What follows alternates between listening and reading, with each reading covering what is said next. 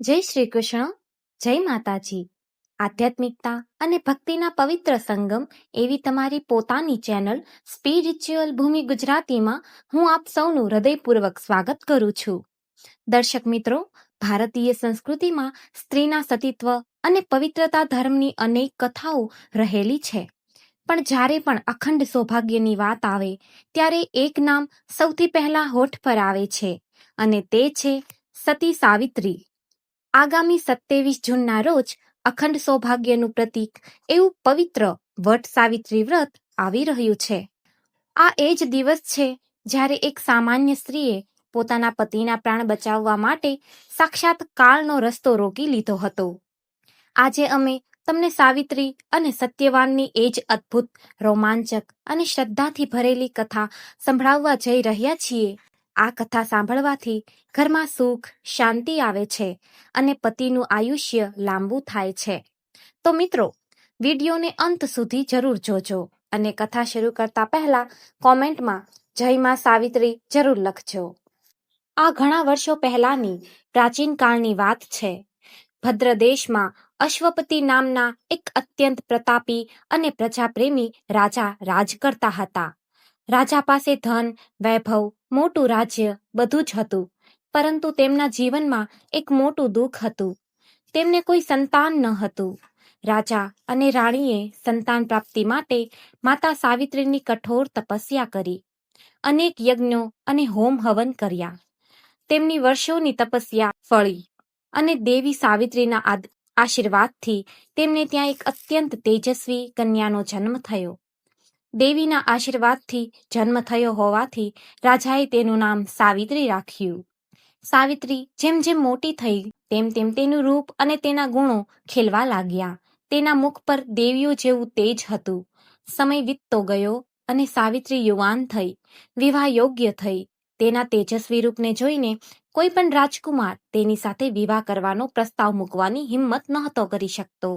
આખરે એક દિવસ રાજા અશ્વપતિએ પોતાની દીકરીને પાસે બોલાવી અને પ્રેમથી કહ્યું, બેટા સાવિત્રી, હવે તું વિવાહ યોગ્ય થઈ ગઈ છે. તારા માટે યોગ્ય વર શોધવાની જવાબદારી હું તને જ સોંપું છું. તું જાતે જ તારા માટે એક યોગ્ય અને ગુણવાન જીવનસાથીની પસંદગી કર. પિતાની આજ્ઞા માથે ચડાવીને સાવિત્રી પોતાના મંત્રીઓ અને સૈનિકો સાથે રથમાં બેસીને યાત્રા પર નીકળી. તેણે અનેક રાજ્યો, ઋષિમુનિઓના આશ્રમો, તીર્થો અને જંગલોની મુલાકાત લીધી. લાંબી યાત્રા પૂર્ણ કર્યા પછી સાવિત્રી પોતાના રાજમહેલમાં પાછી ફરી.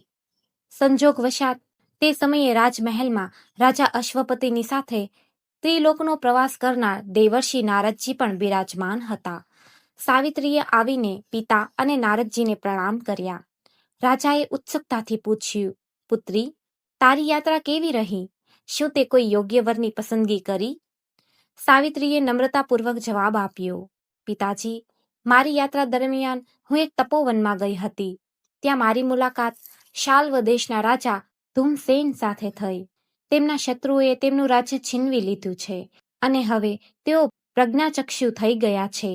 તેઓ પોતાની પત્ની અને પુત્ર સાથે જંગલમાં તપસ્વીનું જીવન વિતાવી રહ્યા છે. તેમના પુત્રનું નામ સત્યવાન છે. સત્યવાન અત્યંત ગુણવાન, ધર્મનિષ્ઠ અને માતા પિતાની સેવા કરનાર શ્રવણ જેવો પુત્ર છે. મેં મારા મનથી તેમને જ મારા પતિ તરીકે સ્વીકારી લીધા છે. આ સાંભળતા જ ત્યાં બેઠેલા દેવર્ષિ નારદજી ચોંકી ઉઠ્યા. તેમના ચહેરા પર ચિંતાની રેખાઓ છવાઈ ગઈ. તેમણે તરત જ કહ્યું, હે રાજન, અનર્થ થઈ ગયો. સાવિત્રીએ તો બહુ મોટી ભૂલ કરી દીધી છે. રાજા અશ્વપતિ ગભરાઈ ગયા અને પૂછવા લાગ્યા, હે દેવર્ષિ, સત્યવાનમાં એવો તો કયો અવગુણ છે કે તમે આટલા ચિંતિત થઈ ગયા? નારદજીએ ભારે હૈયે કહ્યું, રાજન, સત્યવાનમાં કોઈ જ અવગુણ નથી. તે ગુણોનો ભંડાર છે. સાક્ષાત દેવતા જેવો છે. પરંતુ તેની એક જ ખામી છે. સત્યવાન અલ્પ આયુ છે. આજે તે 12 વર્ષનો છે અને આજથી બરાબર 1 વર્ષ પછી તેના આયુષ્યનો અંત નિશ્ચિત છે. આ શબ્દો સાંભળતા જ રાજમહેલમાં સન્નાટો છવાઈ ગયો. રાજા અશ્વપતિએ સાવિત્રીને સમજાવતા કહ્યું, દીકરી, તે સાંભળ્યું ને? તું આ હઠ છોડી દે અને કોઈ બીજા ગુણવાન પુરુષને તારા પતિ તરીકે પસંદ કર. પરંતુ સાવિત્રી પોતાના નિર્ણય પર અડગ રહી. તેણે અત્યંત શાંતિથી કહ્યું, પિતાજી, આર્યનારી પોતાના જીવનમાં માત્ર એક જ વાર પતિની પસંદગી કરે છે. સત્યવાનનું આયુષ્ય લાંબુ હોય કે ટૂંકું, હવે મારા માટે જ તે મારા પરમેશ્વર છે. હું કોઈ અન્ય પુરુષને મારા પતિ તરીકે સ્વીકારી શકું નહીં. પુત્રીની આ અડગ શ્રદ્ધા અને હઠ આગળ પિતા વિવશ થઈ ગયા. આખરે પૂરા વિધિ વિધાન સાથે સાવિત્રી અને સત્યવાનના વિવાહ સંપન્ન કરવામાં આવ્યા. વિવાહ પછી સાવિત્રી રાજમહેલના તમામ સુખ સાહેબી અને રેશમી વસ્ત્રોનો ત્યાગ કરીને જંગલમાં પોતાના પતિ અને સાસુ સસરા સાથે એક નાનકડી ઝૂંપડીમાં રહેવા લાગી. તે રાજકુમારી મટીને એક સાધારણ તપસ્વીની બની ગઈ. તે દિવસ રાત પોતાના અંધ સાસુ સસરાની સેવા કરતી અને પોતાના પતિને ખુશ રાખતી. પરંતુ સાવિત્રીના મનમાં સતત એક ડર સતાવી રહ્યો હતો. નારદજીના કહેલા શબ્દો તેના કાનમાં ગુંજી રહ્યા હતા. જેમ જેમ સમય વીતતો ગયો તેમ તેમ એ કાળમુખો દિવસ નજીક આવતો ગયો. જ્યારે સત્યવાનના આયુષ્યના માત્ર 4 દિવસ બાકી રહ્યા, ત્યારે સાવિત્રીએ અન્ન અને જળનો ત્યાગ કરીને 3 દિવસનું કઠોર વ્રત શરૂ કર્યું, જેને આપણે ત્રિરાત્ર વ્રત કહીએ છીએ. સતત 3 દિવસ સુધી તેણે કંઈ પણ ખાધું પીધું નહીં અને માત્ર માતા ભવાની અને ઈશ્વરની આરાધનામાં લીન રહી. અને આખરે તે દિવસ આવી પહોંચ્યો. નારદજીના કહ્યા મુજબ આજે સત્યવાનનો અંતિમ દિવસ હતો. સવાર પડી ચોથા દિવસે જ્યારે સત્યવાન કુહાડી લઈને જંગલમાં લાકડા કાપવા માટે નીકળ્યો, ત્યારે સાવિત્રી પણ તેની સાથે જવા માટે તૈયાર થઈ ગઈ. સાવિત્રીએ કહ્યું, હે નાથ, આજે મારું મન અશાંત છે. હું પણ તમારી સાથે વનમાં આવીશ. સત્યવાને તેને રોકવાનો પ્રયાસ કર્યો, પરંતુ સાસુ સસરાની આજ્ઞા લઈને સાવિત્રી સત્યવાનની સાથે જંગલમાં ગઈ. જંગલમાં પહોંચીને સત્યવાને એક મોટા વડલાના ઝાડ પર ચડીને લાકડા કાપવાનું શરૂ કર્યું. અચાનક તેના માથામાં અસહ્ય પીડા થવા લાગી. જાણે હજારો વીંછીઓ એકસાથે ડંખ મારી રહ્યા હોય તેવી વેદના થઈ. સત્યવાન ઝાડ પરથી નીચે ઉતરી આવ્યો અને બોલ્યો, સાવિત્રી, મને ચક્કર આવી રહ્યા છે. મારું શરીર કામ નથી કરી રહ્યું. સાવિત્રી સમજી ગઈ કે અંતિમ સમય આવી ગયો છે. તે તરત જ વડલાના ઝાડ નીચે બેસી ગઈ અને પોતાના પતિનું માથું પોતાના ખોળામાં મૂકી દીધું. થોડી જ વારમાં સત્યવાન અચેત થઈ ગયો. સાવિત્રીની આંખોમાંથી આંસુ વહેવા લાગ્યા. તે મનોમન ઈશ્વરને પ્રાર્થના કરવા લાગી. ત્યારે જ અચાનક વાતાવરણ બદલાઈ ગયું. એક ભયંકર આકૃતિ ત્યાં પ્રગટ થઈ. લાલ વસ્ત્રો ધારણ કરેલા, હાથમાં કાળ પાશ લીધેલા અને ભેંસ પર સવાર, તે સાક્ષાત મૃત્યુના દેવતા યમરાજ હતા. સાવિત્રીએ હાથ જોડીને પૂછ્યું, મહારાજ, આપ કોણ છો? યમરાજે ગંભીર અવાજમાં ઉત્તર આપ્યો, સાવિત્રી, હું યમરાજ છું અને તારા પતિનું આયુષ્ય પૂરું થતાં તેના પ્રાણ હરવા આવ્યો છું. સાવિત્રીએ આશ્ચર્યથી પૂછ્યું, પ્રભુ, પ્રાણીઓના પ્રાણ લેવા તો તમારા દૂતો આવે છે. આજે તમારે સ્વયં કેમ આવવું પડ્યું? યમરાજે કહ્યું, પુત્રી, સત્યવાન એક પરમ ધર્માત્મા અને ગુણોનો સાગર છે. મારા દૂતો તેને સ્પર્શ કરવાને યોગ્ય નથી, તેથી મારે સ્વયં આવવું પડ્યું છે.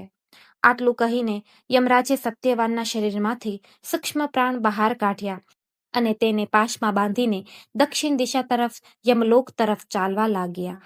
પતિના પ્રાણ જતા જ સાવિત્રી પોતાના પતિના દેહને જંગલમાં છોડીને યમરાજની પાછળ પાછળ ચાલવા લાગી.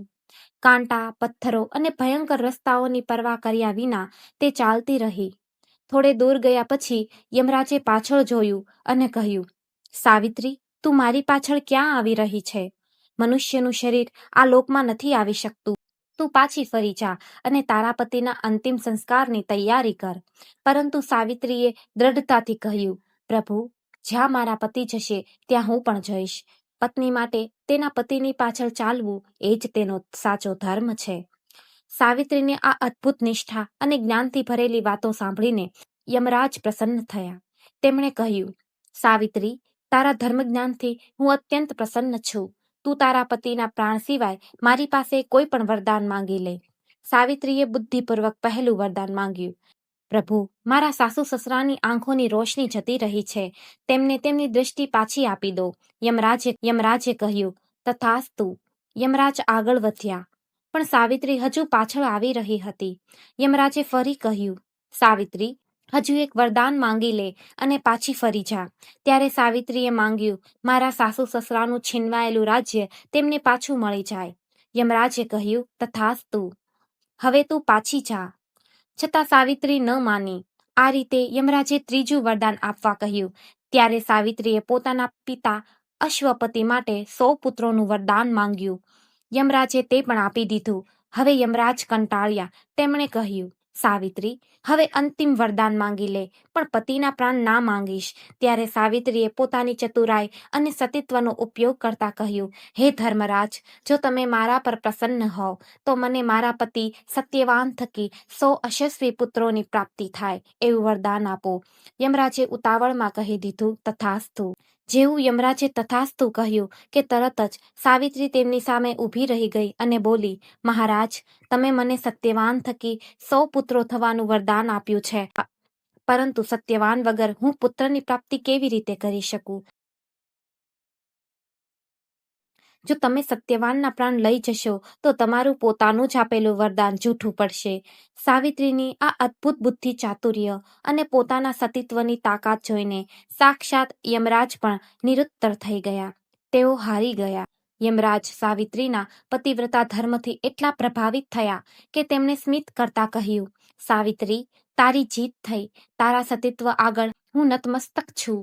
આટલું કહીને યમરાજે સત્યવાનના પ્રાણ પાછા આપ્યા અને સાવિત્રીને આશીર્વાદ આપતા કહ્યું કે આજથી આવનારા યુગો યુગો સુધી તારી આ કથા અમર રહેશે અને જે પણ સ્ત્રી આ દિવસે વડલાના ઝાડની પૂજા કરશે અને તારી આ કથા સાંભળશે તેના પતિ પર કોઈ સંકટ નહીં આવે. મિત્રો, યમલોકથી પાછા ફરીને સાવિત્રી પોતાના પતિ પાસે આવી.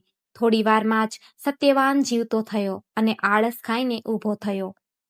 બીજી બાજુ આશ્રમમાં સાસુ સસરાની આંખોની રોશની પણ પાછી આવી ગઈ હતી અને તેમના સૈનિકો તેમને તેમનું ગુમાવેલું રાજ્ય પાછું સોંપવા આવી પહોંચ્યા હતા. આમ એક સ્ત્રીએ પોતાની શ્રદ્ધા, પ્રેમ અને અડગ વિશ્વાસથી કાળને પણ હરાવી દીધો. 27 જૂને આવતા આ વટ સાવિત્રી વ્રતના પાવન અવસર પર આપણે સૌ પ્રાર્થના કરીએ છીએ કે માતા સાવિત્રી સૌ બહેનોના સૌભાગ્યની રક્ષા કરે. જો તમને અમારી આ મહેનત અને આ દિવ્ય કથા પસંદ આવી હોય તો આ વિડીયોને લાઈક ચોક્કસ કરજો. તમારા પરિવાર અને મિત્રો સાથે, ખાસ કરીને મહિલાઓ સાથે આ વિડીયો જરૂર શેર કરજો. અને હા, આવી જ અદ્ભુત અને આધ્યાત્મિક વાતો સાંભળવા માટે તમારી પોતાની ચેનલ સ્પિરિચ્યુઅલ ભૂમિ ગુજરાતીને સબસ્ક્રાઇબ કરવાનું ભૂલતા નહીં. કમેન્ટ બોક્સમાં જય માં સાવિત્રી જરૂર લખજો. ફરી મળીશું એક નવી અને સુંદર કથા સાથે. ત્યાં સુધી જય શ્રી કૃષ્ણ, જય માતાજી.